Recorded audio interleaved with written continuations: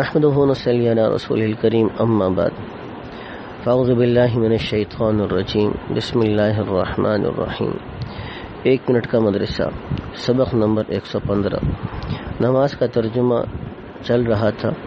سورہ کافرون کی آخری آیت ہم نے پڑھی تھی، لکم دینکم، تم کو تمہارا بدلہ ملے گا، ولی دین، اور مجھ کو میرا بدلہ ملے گا۔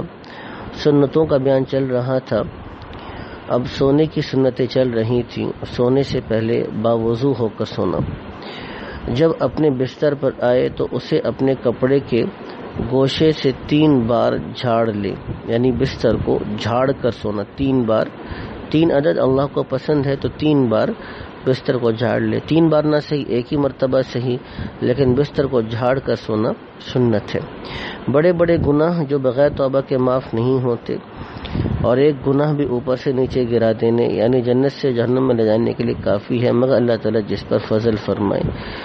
شراب بنوانا، شراب کا بیچنا اور شراب کا خریدنا، اور یہی حکم ان چیزوں کا ہے جو نشہ آور چیزیں ہیں، کہ جس طرح شراب کا استعمال اور اس کی خرید و فروخت جائز نہیں ہے، اسی طریقے سے وہ چیزیں جو صرف نشے کے لیے ہی استعمال ہوتی ہوں اور کوئی ان کا فائدہ نہ ہو، تو ان چیزوں کا بھی پھر یہی حکم ہوگا کہ ان کی خرید و فروخت، ان کا رکھنا اور ان کی کمائی کرنا جائز نہیں ہوگا۔ گناہ کے نقصانات جو دنیا میں پیش آتے ہیں، اللہ تعالیٰ کی رحمت سے نا امیدی ہو جاتی ہے۔ گناہ کے کرنے سے دل پر سیاہ دبا لگ جاتا ہے جو توبہ سے مٹ جاتا ہے، ورنہ بڑھتا ہی رہتا ہے، جس سے قبول حق کی صلاحیت ختم ہو جاتی ہے۔